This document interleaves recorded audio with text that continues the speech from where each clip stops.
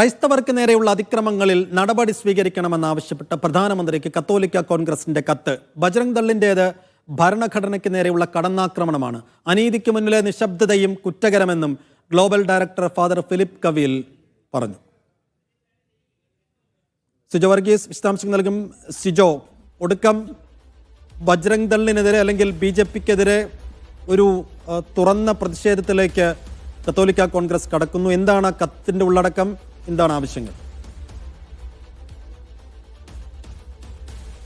സൈഫുദ്ദീൻ, ഛത്തീസ്ഗഡിന് പിന്നാലെ തന്നെ ഒഡീഷയിലും ക്രൈസ്തവ മതവിശ്വാസികൾക്കും സഭയ്ക്കും എതിരെ നടക്കുന്ന ഇത്തരം ആക്രമണങ്ങളെ അതിനെതിരെയാണ് ഇപ്പോൾ രൂക്ഷമായ ഭാഷയിൽ തന്നെ സഭ വിമർശിച്ചു വന്നിരിക്കുന്നത്. അതായത് നിർബന്ധിത മതപരിവർത്തനത്തെ അനുകൂലിക്കുന്നില്ല എന്ന നിലപാട് സഭയ്ക്കുമുണ്ട്. പക്ഷേ മതപരിവർത്തനത്തിൻ്റെ പേര് പറഞ്ഞ് അക്രമങ്ങൾ നടത്തുന്ന ബജ്രംഗ് ദൾ പോലെയുള്ള സംഘടനകൾ നടത്തുന്ന ആ അതിക്രമങ്ങളെ അത് അംഗീകരിക്കാനാവില്ല. അത് ഭരണഘടനയോടുള്ള വെല്ലുവിളിയാണ്. ഇന്ത്യയിൽ എല്ലാ മതവിശ്വാസികൾക്കും ജീവിക്കാനുള്ള അവസരം ഉണ്ട്. അത് ഭരണഘടന ഉറപ്പു നൽകുന്നുണ്ട്.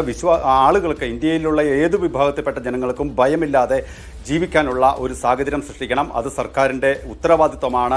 അതിന് ആ തരത്തിലുള്ള ഒരു പ്രതികരണങ്ങൾ നടത്തിയതിന് പിന്നാലെയാണ് ഇപ്പോൾ കത്തോലിക്ക കോൺഗ്രസ് പ്രധാനമന്ത്രിക്ക് നേരിട്ട് കത്ത് അയച്ചിരിക്കുന്നത്. അതായത് ഇത്തരം അക്രമ സംഭവങ്ങളിൽ കുറ്റക്കാരായിട്ടുള്ള ആളുകളെ കണ്ടെത്തി അവർക്കെതിരെ നിയമ നടപടി സ്വീകരിക്കണം. തുടർച്ചയായി ബജ്രംഗ് ദൾ ഈ ക്രൈസ്തവ മതവിശ്വാസികൾക്കെതിരെ അക്രമം നടത്തുകയും ചെയ്യുന്നു. ഇത് ഭരണഘടനാ വിരുദ്ധമാണ്.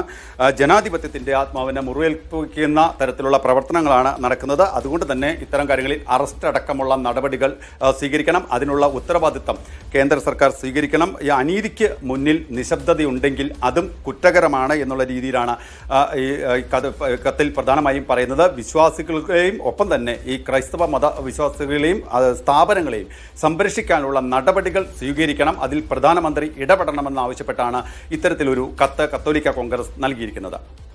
ശരി സിജോ.